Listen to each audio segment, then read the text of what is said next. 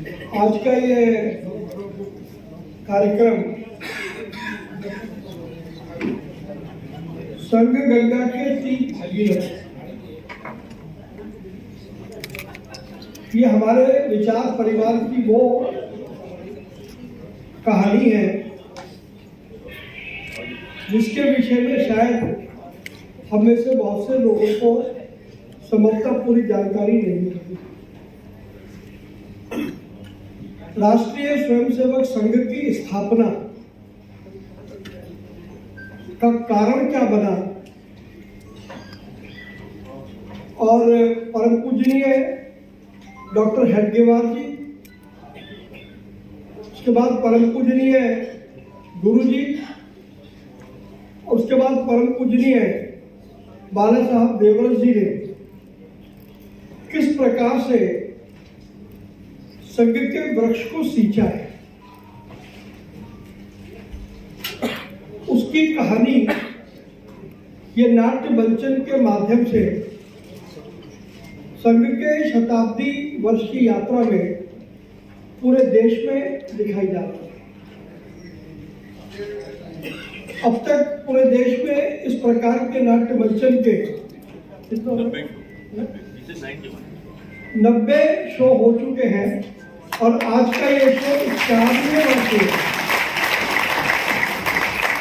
और लक्ष्य पूरे देश में 100 शो करने का था, लेकिन जिस प्रकार से इसकी लोकप्रियता बढ़ रही है पूरे देश में, जिस प्रकार से नाट्य मंचन की मांग हो रही है, तो मुझे लगता है कि 100 से आगे ये आंकड़ा जाने वाला है। तो भी आपके सामने सजीव रूप से उस पूरे यात्रा का मार्गदर्शन होगा और उसके लिए मैं बधाई देना चाहता हूं नागपुर के संगठन राधिका क्रिएशंस और राधिका क्रिएशंस में काम करने वाले जितने भी कलाकार हैं वो सब स्वयंसेवक हैं और ये उनका पहला प्रयास नहीं है। इससे भी पहले संघ के जो भी नाट्य हुए हैं वो राधिका क्रिएशन ने बखूबी पूरे देश में किए हैं और ये हमारा सौभाग्य है कि जब मुझे नागपुर से हमारे राष्ट्रीय अध्यक्ष आदरणीय श्री DC भरतिया जी का फोन आया कि हमें कार्यक्रम संघ गंगा के 3 भागीरथ दिल्ली में करना है, तो हमने कहा कि हम तुरंत करेंगे। और इस नाटक का जो शीर्षक है वही अपने आप में बहुत आकर्षित करता है। तो निश्चित रूप से अब से जैसे ही ये नाटक यहाँ पर शुरू होगा तो मेरा पूर्ण विश्वास है कि आप सबको उसमें न केवल आनंद आएगा बल्कि विपरीत परिस्थितियों में संगठन कैसे गढ़ा जाता है, संगठन का विस्तार कैसे किया जाता है और जो लोग संगठन शिल्पी हैं उनका सजीव चित्रण आपको इस नाट्य मंच में देखने को मिलेगा। परम पूजनीय डॉक्टर हेडगेवार जी, परम पूजनीय गुरु जी और परम पूजनीय बाला साहब देवव्रत जी स्वयं प्रकट हो गए। नाट्य मंच इतना बेहतर होने वाला है। तो आपकी सादर उपस्थिति को मैं प्रणाम करते हुए इस मंचीय कार्यक्रम को मैं संजय पेंडसे जी को दे रहा हूं। संजय पेंडसे जी और उनकी धर्मपत्नी सारिका पेंडसे जी इस पूरे नाटक के सूत्रधार हैं। रवि भुसारी जी का इसमें निर्देशन है और ये 30 कलाकारों की टोली विशेष रूप से मंचन करने के लिए नागपुर से दिल्ली आई है और अपना सारा साजो सामान स्वयं लेकर के आए हैं। तो मैं चाहता हूँ कि एक बार हॉल में बैठे हुए हम जितने भी लोग हैं जोरदार तालियों से रानी का अभिनंदन करें।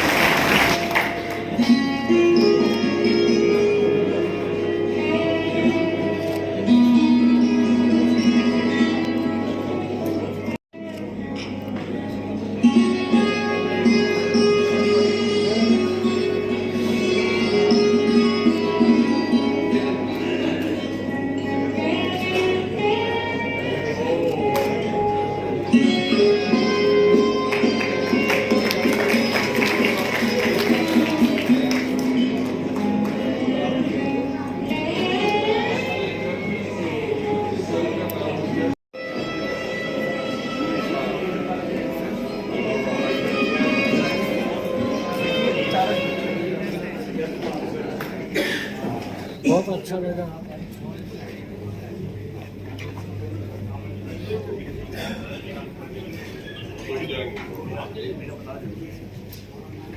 के बाद 26 तारीख पर इस नाटक के और 10 शो होने के बाद 100 शो 100 शो जो है पूरे कर रहे हैं केशव कुंज में, तो राष्ट्रीय स्वयं सेवक का मुख्य कार्य है। और चूंकि नाटक का विषय संघ का है, लेकिन आपको अगर अच्छा लगे तो आप तालियां कुछ कर सकते हो। उसी प्रकार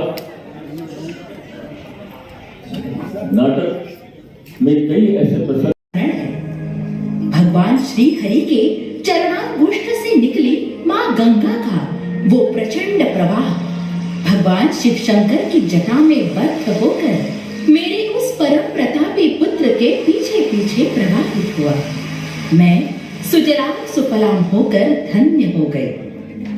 पुत्रों के नाम से तो हर माता गौरवान्वित और परिचित होना चाहती है। मेरे परम प्रतापी पुत्र भरत के नाम से मैं माँ भारती कहलाती हूँ, तो पुत्र भगीरथ के नाम से माँ गंगा भागीरथी कहलाती है। अब व्यायाम के बाद दूध तो चाहिए ही ना। अब रोज रोज दूध खरीदने से अच्छा हमने दूध देने वाली गौ ही खरीद ली। अब रोज दूध भी मिल जाता है और गौ सेवा का लाभ भी मिलता है। दूसरी शास्त्री इसीलिए केशव ऐसा पराक्रम करता है। लेकिन क्या किया है हमारे केशव ने? घबराइए, उसकी ये बाल लीला देखकर मैं भी स्तंभित हुआ हूँ। बच्चे के पैर पालने में ही दिखते ऐसा सुना है मैं, परंतु एक बात मैं विश्वास से कह सकता हूँ, क्या बड़ी राम पंथ हेडगेवार का ये लड़का भविष्य में एक लोकोत्तर पुरुष बनेगा। जी आप पहले मत बुझाइए, आखिर क्या थे हमारे केशव? सुनिए भाभी, आप भी आपके सुपुत्र ने छत्रपति शिवाजी महाराज का रास्ता पकड़ लिया है। लेकिन मैं समझी नहीं। मुझे ये पता है कि उसे शिवाजी महाराज की कहानियां सुनने में बड़ा शौक है उसको। छोटा सा है, लेकिन कौन सा मासिक पढ़ा है आपने? केसरी पढ़ने की चेष्टा करते हैं। लेकिन छोटा सा है हमारा केशव अभी। उसने कुछ किया होगा तो माफ करना गुरुजी। आप तो जानते ही हैं कि केशव और उसके 5-6 मित्र संध्या काल में मेरे यहाँ विद्या पठन करते हैं। हाँ तो कुछ दिनों से देख रहा हूँ ये बच्चे मंडली दरवाजा बनकर स्वाध्याय कर रहे हैं। मैंने सोचा सर्दी के दिन है, किया होगा दरवाजा बंद। कल मुझे कुछ शंका, कुछ तो गड़बड़ है, तो मैंने दरवाजा खटखटाया। खोलने का नाम नहीं, जब झांटा तब जाकर खोला। देखता तो क्या, आखिर ऐसा क्या देखा तुझे? अरे भाई सारा कमरा मिट्टी से भरा पड़ा। एक कोने में मिट्टी का बड़ा सा ढेर, बीच में बड़ा सा गड्ढा, और ये सारे भारतीय दीवार से चिपककर सर झुकाए खड़े और इतने मासूम कि मार पड़ेगी ये जानकर हाथ फैलाए खड़े। हमारा केशव गुस्से जरूर है, लेकिन उसकी अगर गलती हो जाए तो वो गलती भी माफ करने के लिए कहता है ना जी? बराबर कहा ना मैंने? हाँ भाग्यवान, मैं तुम्हारा कटाक्ष समझता हूँ। हेडगेवार कुलत्पन्न क्रोधी है, गुस्सेल है, यही कहना चाहती हो ना तुम? लेकिन भाग्यवान, अपने लाडले की करतूतें तो सुनो। बताइए गुरुजी। गुस्सा तो मुझे भी बहुत आया था, लेकिन इनके मासूमियत भरे चेहरे देखकर वो फुर्र भी हो गया। तो मैंने केशव को डांटते हुए पूछा कि केशव ये सब क्या कर रहे हो? तो रोए नहीं, सारे बच्चे केशव की तरफ देखने लगे। मैं तभी समझ गया कि ये लीडर है। तो मैंने उसे फिर डांटा, फिर पूछा कि केशव ये सब क्या कर रहे हो, मेरा घर गिराना चाहते हो क्या? उसके बाद जो उसने मुझे बताया वो सुनकर मैं तो रोमांचित हो उठा। अरे भाई, इतनी सी आयु में इतनी बड़ी सोच। गुरुजी, आप हमारी उत्कंठा बढ़ा रहे हैं, जल्दी बताइए। अरे भाई, बताता हूँ। तो केशव कहने लगा कि हमारे नागपुर के सीताबर्डी किले पर जो अंग्रेजों का झंडा है ना, यूनियन जैक, हम उसे उतार कर हमारा भगवा झंडा फहराएंगे। उससे हमारे भोसले राजा का शासन आ जाएगा और हम स्वतंत्र हो जाएंगे। जैसे छत्रपति शिवाजी महाराज सुरंगें खोदकर किले जीतते थे, हम भी वैसे ही करेंगे। अरे भाई, ये सुनकर मैं तो पुलकित हो गया। ऐसे छात्र पर कौन गुरु धन्य नहीं होगा बताइए। मैंने तो मन ही मन उसे आशीर्वाद भी दिया। देखिए शास्त्री जी, आप बड़े सौभाग्यशाली हैं। मैं कह रही हूँ ना, देखिए शास्त्री जी, ये सब आपका सूचनाओं का फल है। आप उसको रामायण, महाभारत, शिव कथा ये सब पढ़ाते हो और केसरी जैसा ओतप्रोत देश प्रेम से भरा हुआ समाचार पत्र भी पढ़ाते हो, क्यों जी, है ना? लेकिन मेरा इतना छोटा सा केशव, उसको अगर कुछ हो जाता तो। अच्छा शास्त्री, एक बात बताना तो भूल ही गया, मैंने उसे झूठ मूठ की डांट भी लगा दी है। सचमुच बड़ा ही अमीर लड़का है ये, जन्म से ही देश प्रेम साथ में लेके आए हैं। गुरुजी, 2 वर्ष पूर्व की बात है, विक्टोरिया रानी का 60वां राज्यारोहण समारंभ था। तब आपके स्कूल में मिठाई बांटी गई थी। हाँ, मुझे स्मरण है, मानो उस दिन सारे भारत में उत्सव था। हमारा केशव बड़े गुस्से से घर में आया। देखता हूं तो क्या, सारी की सारी मिठाई उसने कूड़ेदान में फेंक दी। हाँ, और उसको महादेव पूछने लगा ना कि क्या हुआ रे, क्यों इतना झगड़ा हुआ था किसी से, तो बोला नहीं। पटक क्या रहा है? नहीं, कहने लगा वो अंग्रेजों की रानी हमारी कौन लगती है, उसने सबको गुलाम बना के रखा है, बोला उसके राज्य में उनकी मिठाई हम क्यों खाएं? मैं नहीं खाऊंगा, नहीं खाऊंगा, नहीं खाऊंगा। आखिरकार हमारे केशव ने मिठाई नहीं खाई। धन्योस्तु। मैं तो बाबा उसको समझाते समझाते थक गई। उसको वो छोटे से 10 साल के मेरे केशव को समझाते समझाते मुझे 10 घंटे लगे। अच्छा शास्त्री, कहानी समय हो चुका है, मुझे अब चलना चाहिए। जी गुरु। शास्त्री, राम राम। कलकत्ता से आया है, मध्य प्रांत और वराड़ में निरंतर दौड़ रहा है। मानो पैरों में भिंगरी लगी हो, एक क्षण की फुर्सत नहीं है उसे। पंजाब और कलकत्ता के बाद अभी मध्य प्रांत और वराड़ ने भी अपनी कमर कस ली है। केशव ने अपने आप को देश कार्य के लिए झोंक दिया है। तुम्हें पता है, कलकत्ता से जो मेरा मित्र आ रहा है वो केवल डॉक्टर बनकर नहीं तो क्रांति का स्फुरलिंग बनकर भी आया है। अनुशीलन समिति के इस कोकेन की नशा अभी सारे इलाके में फैल चुकी है। वैसे केशव आता ही होगा, और हाँ, सारी व्यवस्था अच्छी तरह से करना, ठीक है? ये देखो आ गया केशव। धीरज, जाओ हेमंत को मदद करो।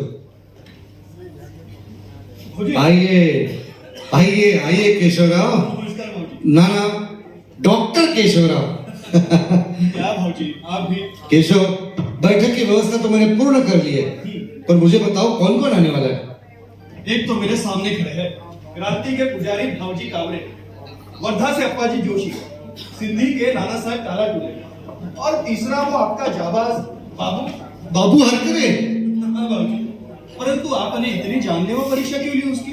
वाह रे वाह, एक तो खुद ही ऐसी पद्धति विकसित करना, और भावजी, हमारा पद कठिन है। यदि मातृभूमि के लिए सर्वस्व देना है तो जिगर भी वैसा ही होना चाहिए, इसलिए ऐसी कठिन प्रतिज्ञा और परीक्षा करनी पड़ती है। हाँ, मैंने थोड़ी हटके परीक्षा ली है, बस इतना ही, बाकी तो सब ठीक है। जिंदाबाद। ये देखो आ गया हमारा पट्टे बाबूराव। आओ बाबूराव। नमस्कार भावजी। नमस्कार। नमस्कार डॉक्टर जी। कैसे हो बाबूराव? ठीक हूँ। अच्छा ये बताओ, गुरु पसंद आए? जी, भावजी जैसा गुरु प्राप्त होना तो मेरा सौभाग्य है। नहीं बाबू, हम तुम सब इस आजादी के पथ के रही है। तात्याराव सावरकर कहते हैं ना, तुझ साठी मरणते जनन, तुझ वीर जननते महाराजा, तुझं सकल चराचर शरण चराचर शरण श्री स्वतंत्र श्री स्वतंत्रते श्री स्वतंत्रते नमस्कार अप्पाजी। नमस्कार। आइए। नमस्कार नाना साहब। अच्छा, आपका परिचय कराता हूँ। ये है हमारे बालवीर बाबूराव हरकरे। ओहो, तो ये है भाऊजी के परीक्षार्थी। जी, भाऊजी ने कहा और इन्होंने घने अंधेरी रात में एक वीरान कुएं में छलांग लगा दी। बाबू, तुम्हें तैरना आता है, फिर भी तुमने भाऊजी पर विश्वास था। वो कहते तो पानी में तो क्या, मैं तो आग में भी कूद जाता। हाँ, पर तुम्हारे साथ और भी 2 लोग थे, वो कच्छ खा गए। नेतृत्व पर विश्वास रखना ये किसी भी संगठन के लिए सफलता का राज होता है।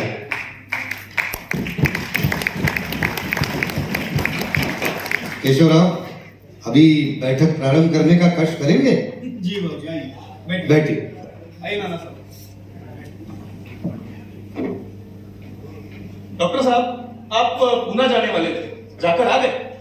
हाँ अप्पाजी, आप सब जानते हो कि अभी विश्व युद्ध चल रहा है और इंग्लैंड इसमें पूरी तरह से उलझ चुका है। जगह जगह से उसने सेना इस युद्ध में उतारी है, परंतु भारत में उसकी सैन्य की शक्ति ना के बराबर है। ऐसे समय में यदि सारे नेतागण भारत स्वतंत्र हो गया ऐसा घोषित करें और स्वतंत्रता का जाहिरनामा सर्वत्र प्रसारित करें, तो हम मिलकर बहुत बड़ा विद्रोह खड़ा कर सकते हैं, ऐसा हमारे लोगों का मत रहा है। इंग्लैंड की शक्तियां भी बहुत कमकुवत हो चुकी है। यही समय है उनसे भारत को आजाद कराने का। मैंने इस विषय में डॉक्टर मुंजे से भी बात की, उनका अभिप्राय मांगा। तो क्या कहा उन्होंने? सम्मति मिल गई? नहीं, सम्मति तो नहीं मिली, परंतु अनुकूल दिखे भाऊजी। बोले एक बार तिलक जी से जाके मिलो। अच्छा, इसीलिए आप पूना गए थे? हाँ अप्पाजी, तिलक जी से मिलने के लिए मुझे परिचय पत्र भी डॉक्टर मुंजे ने ही दिया था। क्या विलक्षण व्यक्तिमत्व है तिलक जी का। इतना बड़ा राष्ट्रीय नेतृत्व, इतनी व्यस्तता के बाद मेरे जैसे नवोदित कार्यकर्ता का स्वागत स्वयं तिलक जी करेंगे तो संकोच तो होगा ही ना। मेरे खान पान की व्यवस्था उन्होंने अपने निजी परिवार में ही की थी। देश प्रेम से होत-प्रोत सारा परिवार देख मैं तो धन्य हो गया। परंतु अपने विषय का क्या हुआ? अपने विषय का क्या होना था अप्पा जी, ये कांग्रेस की सोच में बैठने वाला विषय ही नहीं है। अब ऐसा है कि हमारे भाऊजी ठहरे केवल क्रांति वाले, कोई अन्य मार्ग तो इन्हें स्वीकार्य ही नहीं। तो क्या तुम्हें मान्य है? गत 8-9 वर्षों से तुम भी तो इस मार्ग के पथिक थे। हाँ भाऊजी, परंतु अब हमें सारी संभावनाओं के बारे में सोचना होगा। तिलक जी ने स्पष्ट रूप से नकारा नहीं है, परंतु शीर्षस्थ नेतृत्व होने के कारण सबसे सलाह मशवरा करना, सबका एकमत होना यह भी तो आवश्यक है। 1857 में हुई जल्दबाजी और जोशीलेपन से हमारा बहुत नुकसान हुआ है, इसलिए हर एक कदम सोच समझकर चले, ऐसा उनका मत रहा है। कांग्रेस में 2 दल है, एक है गरम दल और एक है नरम दल। अब गरम कितने और नरम कितने ये तो सारा देश जानता है। तो भाई पहले से ही कांग्रेस मान लेनी है। भाऊजी ठीक कहते, ऐसी नीति भला किस काम की। नहीं बाबू, तुम अभी छोटे हो, जवान हो, तुम्हारे रक्त में उबाल आना स्वाभाविक है, पर क्या डॉक्टर साहब? कुछ नहीं। इस पर को यदि हम समय की धारा पे ही छोड़ दे तो अच्छा होगा। अच्छा अप्पा जी, जो सामग्री हमने पंजाब भेजी थी वो पहुंचिया नहीं, किसी को शक तो नहीं हुआ, और जो लोग उसे वहां लेके गए थे वह सकुशल वापस आए। डॉक्टर जी, आपा जी स्वयं आए थे हमें लेने। अच्छा, तुम गए थे मुझसे? हाँ, ये भी तो था, बड़ा ही निडर लड़का है। अच्छा डॉक्टर साहब, गंगा प्रसाद पांडे को अभी वर्धा में ही रखा है।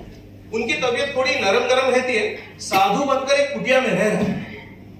अच्छा, और नाना साहब, आपका वो विशेष प्रशिक्षण वर्ग, उसका कार्य कैसा चल रहा है? डॉक्टर साहब, पहले तो आपकी संकल्पना मुझे बड़ी विचित्र लगी। कला का उपयोग केवल मनोरंजन के लिए नहीं तो देश कार्य के लिए भी हो सकता है, इसकी प्रचिति आज मुझे हो रही है।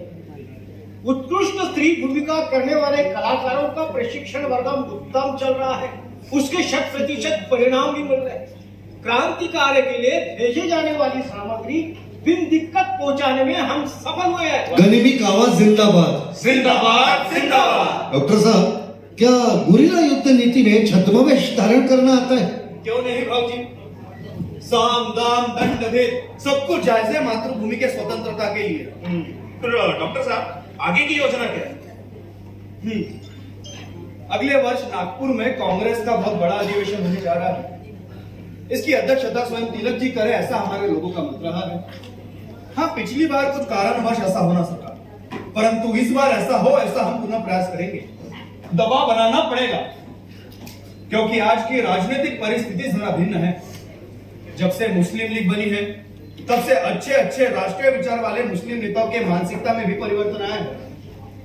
अलगाव की भूमिका और दबाव तंत्र के उपयोग से कांग्रेस का मनोबल भी टूट रहा है। हिंदू मुस्लिम एकता की बातें शुरू हो गई है।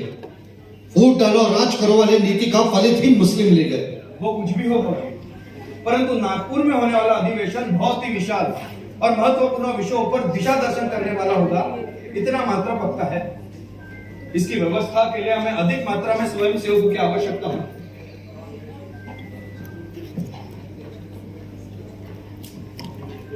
भाऊजी, आप इसमें मेरा साथ दोगे ना? केशव, तुम मेरे मित्र हो, मैं तुम्हारा साथ अवश्य दूंगा, परंतु अधिवेशन की जगह मैं पैर भी नहीं रखूंगा, ये भी उतना ही सच है, क्योंकि इस अधिवेशन से कुछ हाथ आने वाला है ऐसा मुझे तो नहीं लगता। भगवान ना करे तुम्हें भी पछताना पड़े। भाऊजी, आप मेरे साथ हो, इतना ही मेरे लिए पर्याप्त है। अब भविष्य के गर्भ में क्या छुपा है, ये तो ईश्वर जानता है।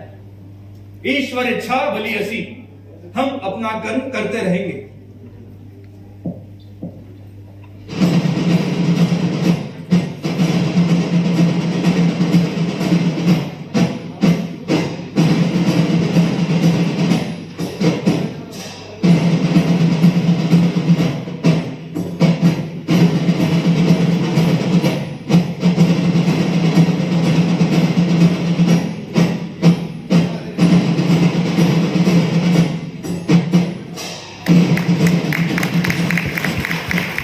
इसके पीछे कौन है ये पता कीजिए और मुझे रिपोर्ट कीजिए। Understand? Yes sir. Kapse sir. जी सर। जरा पता लगाइए तो। जी सर। मिस्टर रोग, आप बताना चाहिए, आप अच्छी तरह से जानते हैं इसका अंजाम क्या होने वाला है। एक तो इसे लेकर पूरी हुकूमत परेशान है।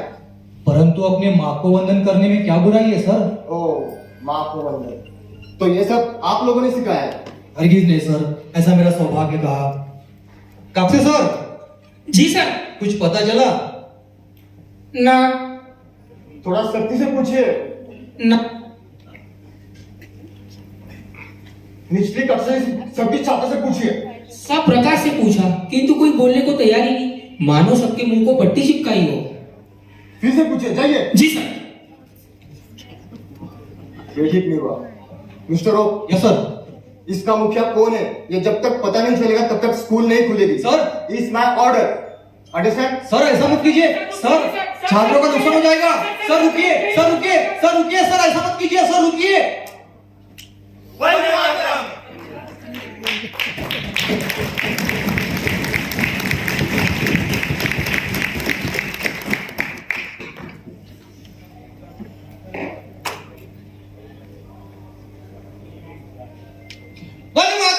वंदे मातरम।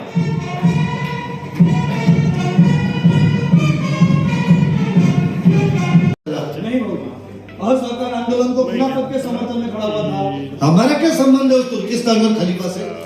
हाँ? केवल मुस्लिमों के मांग के आगे गांधी जी झुक गए, ऐसा मेरा स्पष्ट मत है। तिलक जी होते तो अधिवेशन की फलश्रुति कुछ और ही होती, परंतु ईश्वर को यह मान लेना था। अच्छा डॉक्टर साहब, तिलक जी की जगह अध्यक्षता योगी अरविंद बाबू करे ऐसा प्रस्ताव लेकर आप शायद पांडिचेरी गए थे, क्या ये सच है? हाँ पाजी, ये सच है। मैं और डॉक्टर मुंजे महर्षि अरविंद जी से मिलने गए थे, परंतु उन्होंने असमर्थता दर्शाई, और बात का तो आप सब जानते हो। हिंदू मुस्लिम एकता का जयघोष कर यह असहकार आंदोलन प्रस्तावित हुआ। तुष्टीकरण की ये नीति कांग्रेस को कहां से कहां ले जाएगी, ये सोचकर ही बड़ा दुख होता है। बहुत लोगों का विरोध था पाजी। मैंने भी स्वयं गांधी जी से कहा था कि बापूजी, हमारे देश में हिंदुओं के साथ मुस्लिम, क्रिश्चियन, पारसी, यहूदी सब रहते हैं, तो क्या सिर्फ हिंदू मुस्लिम एकता का नारा देना उचित होगा? फिर क्या कहा बापूजी ने? बस मौन थे। उनके राष्ट्रीयता में मुझे कोई शंका नहीं है, परंतु गौरक्षण के मुद्दे पर बड़े जी के साथ उनका व्यवहार मन को दुखी करता है। इससे मुस्लिम नेताओं के मांगों को बल मिला है नागपुर और आसपास के इलाकों में मुसलमान हिंदुओं को तकलीफ दे रहे हैं। अपा जी, यहाँ तक कि हमारे शादियों में बजने वाला बैंड भी इनसे सहा नहीं जाता। मार काट और पत्थरों पर उतर आते हैं लोग। और हमारे हिंदू, जैसा कि गांधी जी कहते हैं, every Muslim is a bully and every Hindu is a coward, का दर्शन कराते हैं। अप्पा जी, भाव जी, मैं वर्ष भर कारागृह में यही सोचता रहा, कितना बड़ा विशाल मेरा भारत देश इन मुट्ठी भर आक्रांतों के पैरों तले क्यों कुचला जा रहा है?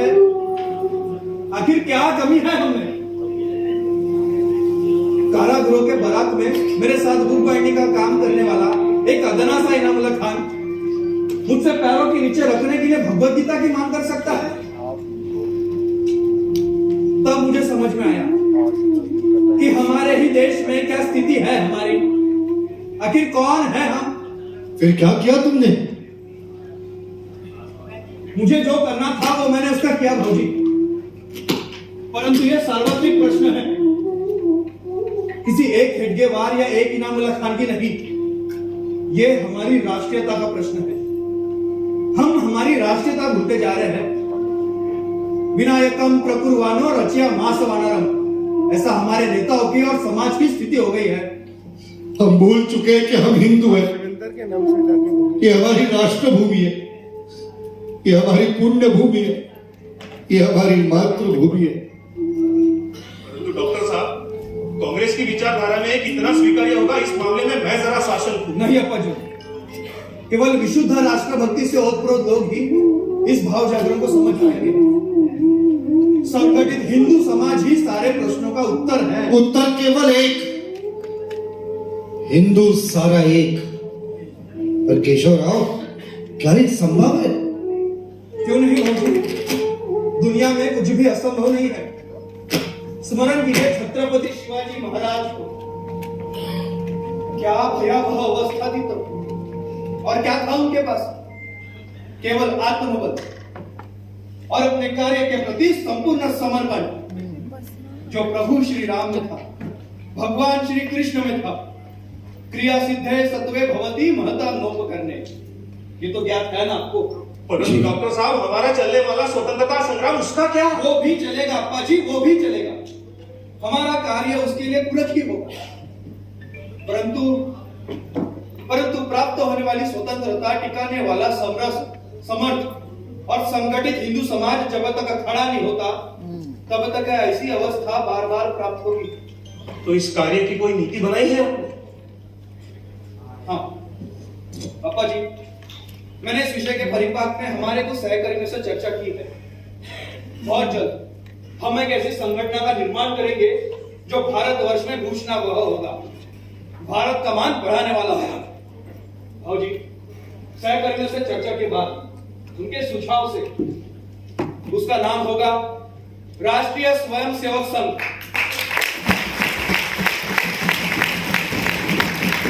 ऐसा ही होगा डॉक्टर साहब, अवश्य होगा।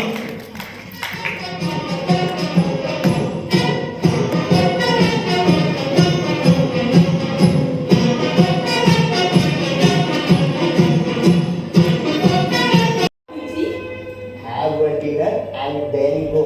Oh, sure, we will. You have a great day, sir. Mahadev भाई, जी बापूजी। कल संघ का शिविर देखकर मन बड़ा प्रसन्न हुआ। लगभग 1500 लोग एक साथ मिलकर बड़े आनंद से गत 3 दिनों तक इतनी सर्दी में रह रहे हैं। किसी प्रकार से गरीब, श्रीमंत, ऊंच नीच, छुआछूत के भेद भी नजर नहीं आए। सुबह 5 बजे से लेकर रात 10:30 बजे तक विभिन्न कार्यक्रम में उत्साह से सहभागी होते हैं। इतना ही नहीं तो डॉक्टर, वकील, इंजीनियर, विद्यार्थी और नौकरी करने वाले सभी प्रकार के लोग वहाँ थे। सहनिवास, सहभोजन, स्वयं व्यवस्था और अनुशासन बड़े अनुकरणीय है। केवल 9 वर्षों में इतना बड़ा अनुशासित संगठन खड़ा करने वाले डॉक्टर हेडगेवार जी से मिलने की बड़ी उत्सुकता रही है। मीराबेन, आपने उन्हें निमंत्रण भेजा है ना? जी हाँ बापूजी, स्वामी आनंद आपका निमंत्रण लेकर गए थे, वे अभी आते ही होंगे। बापूजी, डॉक्टर हेडगेवार जी आ रहे हैं। उन्हें सम्मान से अंदर ले आए। जी बाबूजी। महादेव भाई। जी बाबूजी। मीराबेन, मैं हेडगेवार जी से कुछ वार्तालाप कर दिया था। जी बाबूजी। क्या हाय बेटा?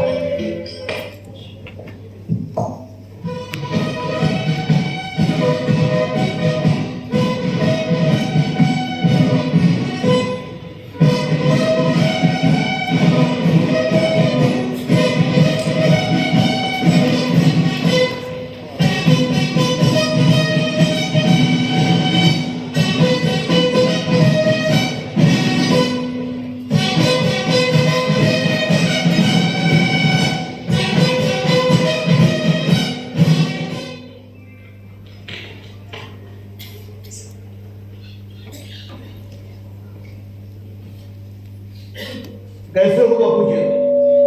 स्वास्थ्य कैसा है आपका? स्वास्थ्य की चिंता करने का समय ही कहा है। वैसे स्वस्थ हूँ।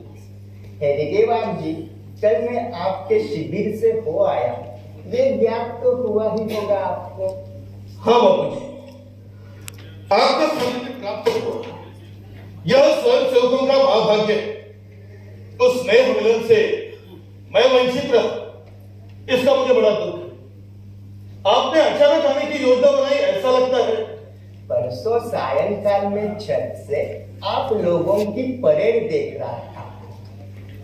सेना न होते हुए सेना के समान कड़ा अनुशासन देखकर मैं स्वयं को रोक न सका और आपकी अनुमति के बगैर शिविर से हो आया।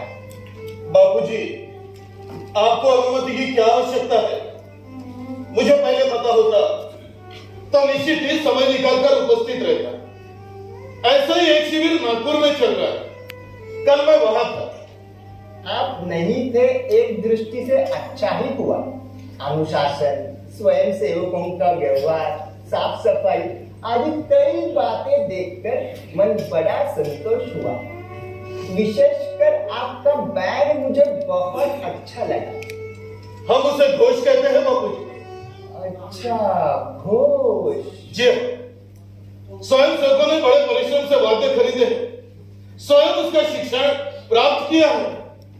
स्वयं के पैसों से वाद्य खरीदे हैं? हाँ बापूजी, इतना ही नहीं, गड़बे, आने जाने का किराया, यहाँ तक कि शिविर का शुल्क स्वयं ही देते हैं। ये ज्ञात तो मुझे हुआ था, परंतु संत को 2-4 आने में 3 दिन का भोजन नाश्ता दे पाना कैसे संभव होता है? हम लोगों को तो ज्यादा खर्चा आता है। एक बात बताइए हेडगेवार जी। जी बाबू। ये कार्य क्यों, कैसे और कब प्रारंभ हुआ? इसका कोई संविधान है? और इससे पूर्व हमारी कोई मुलाकात? बापूजी, 14 वर्ष पूर्व नागपुर में कांग्रेस का एक अधिवेशन चल रहा था। उस समय आपसे भेंट हुई। उस अधिवेशन में मैं स्वयंसेवक दल का कार्यवाह। अच्छा, तो आप कांग्रेस में थे? हाँ बाबू। माफ कीजिएगा, बड़े वर्ष बीत गए, मुझे विस्मरण हुआ।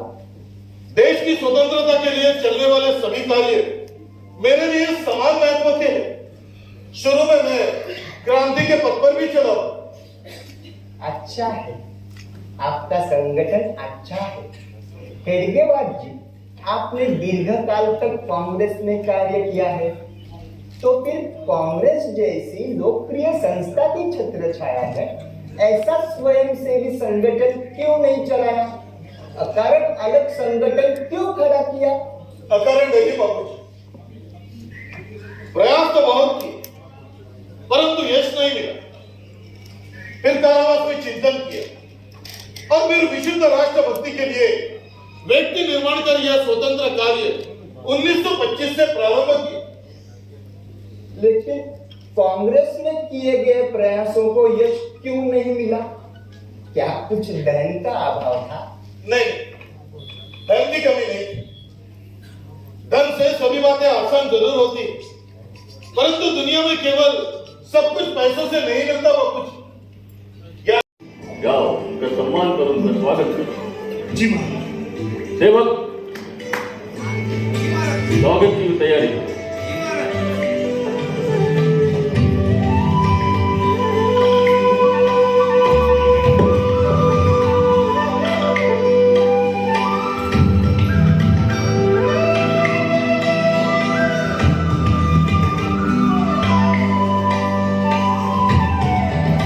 आइए गुरु जी, आइए, आप कश्मीर में आपका स्वागत है। धन्यवाद। सेवक,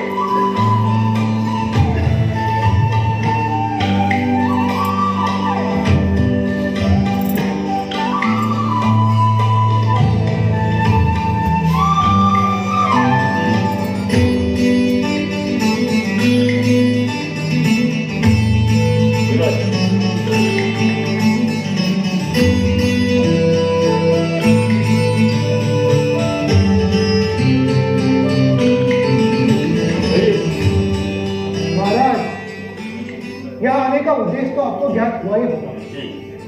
सदियों से कश्मीर भारत का मस्तक रहा है और मस्तक के बिना शरीर की कल्पना नहीं की जा सकती।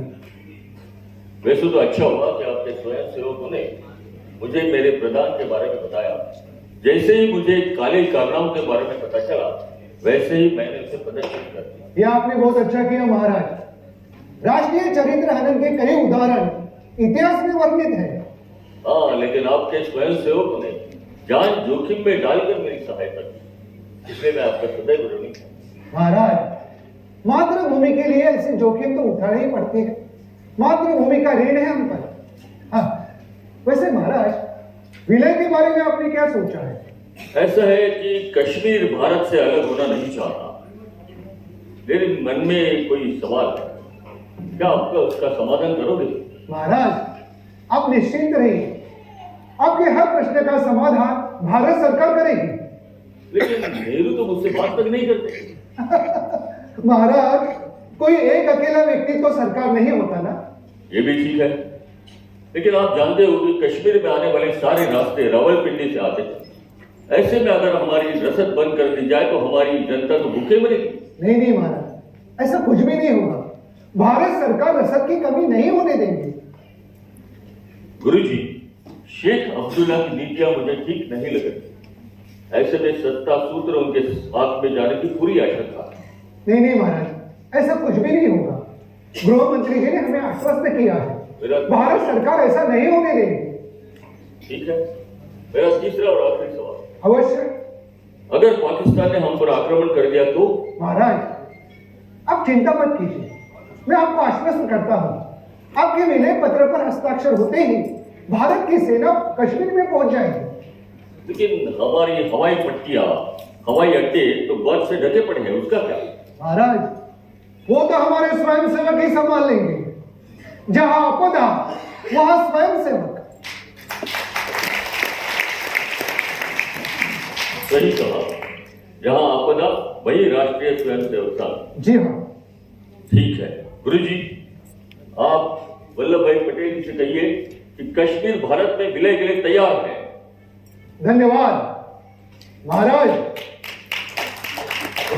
आपका ये निर्णय इतिहास में स्वर्णिम अक्षरों में लिखा जाएगा। वैसे तो गुरुजी, मैं आपके आने से ही आश्वस्त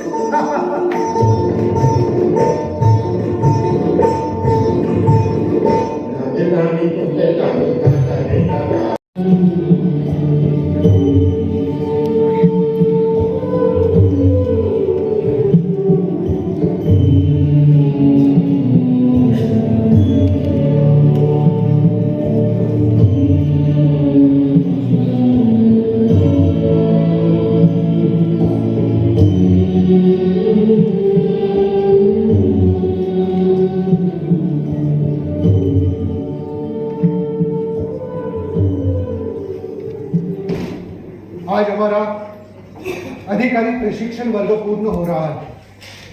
कल प्रकट समारोह में हमारे डॉक्टर जी तेज बुखार होने के कारण हमारे बीच नहीं आ सके। उनका शरीर घर पर बिछाने पर था, लेकिन मन हमारे बीच में था। आज उनका स्वास्थ्य ठीक है, इसलिए वे आज हम सबसे मिलने यहाँ पर आए हैं। मैं उनसे नम्र निवेदन करता हूँ कि वे हम सभी का मार्गदर्शन करें।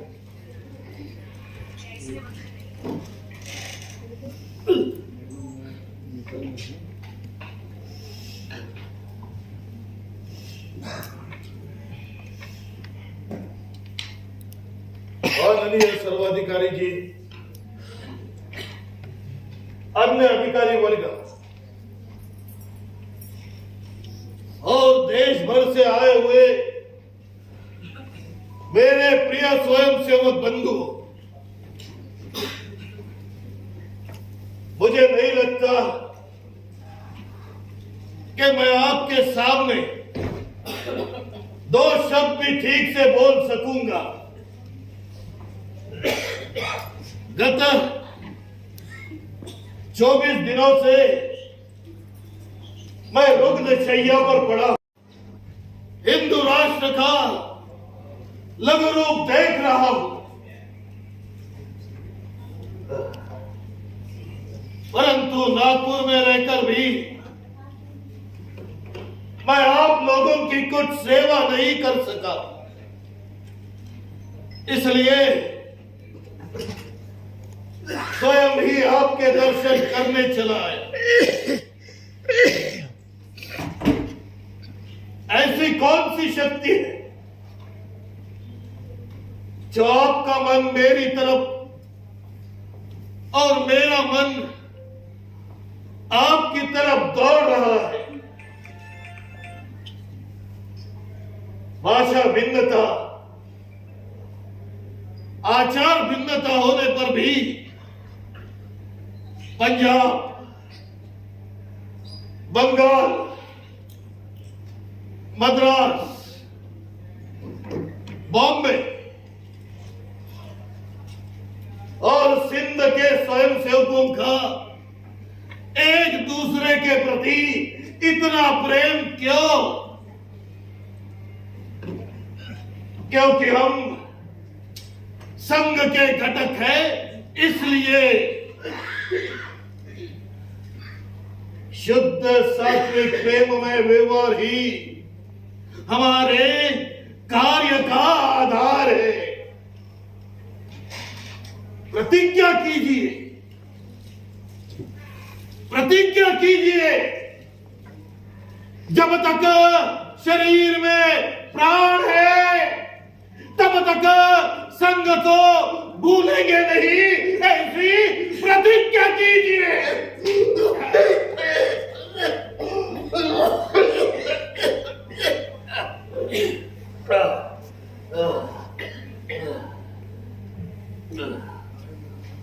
आज से तू हिमाचल फैले हुए हिंदू समाज को हमें संगठित करना है। याद रखिए, महत्व का कार्य क्षेत्र संघ के बाहर ही है। संघ केवल स्वयंसेवकों के लिए ही नहीं, सभी के लिए। ऐसा मार्गक्रमण करते समय एक ऐसा स्वर्णिम दिन आएगा कि उस दिन सारा हिंदुस्तान संगमय हुआ दिखेगा। तब हिंदू समाज की ओर टेढ़ी नजर से देखने वाली कोई भी शक्ति इस संपूर्ण विश्व में नहीं रहेगी। तन मन धन से संघ कार्य कीजिए। संघ कार्य यही मेरा जीवन कार्य। यह मंत्र आप अपने हृदय पर अंकित करके ही अपने स्थान पर वापस जाएंगे। इस दृढ़ विश्वास से मैं आप सभी को शुभकामनाएं देता हूं।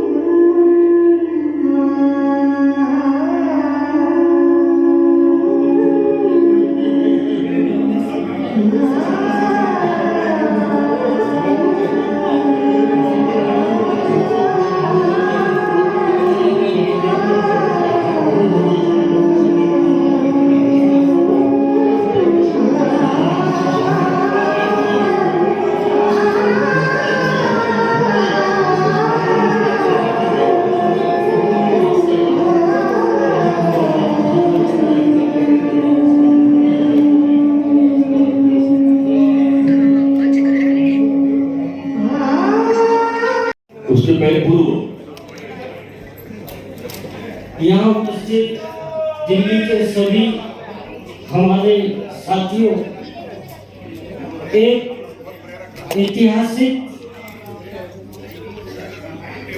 नाटक को हमने देखा।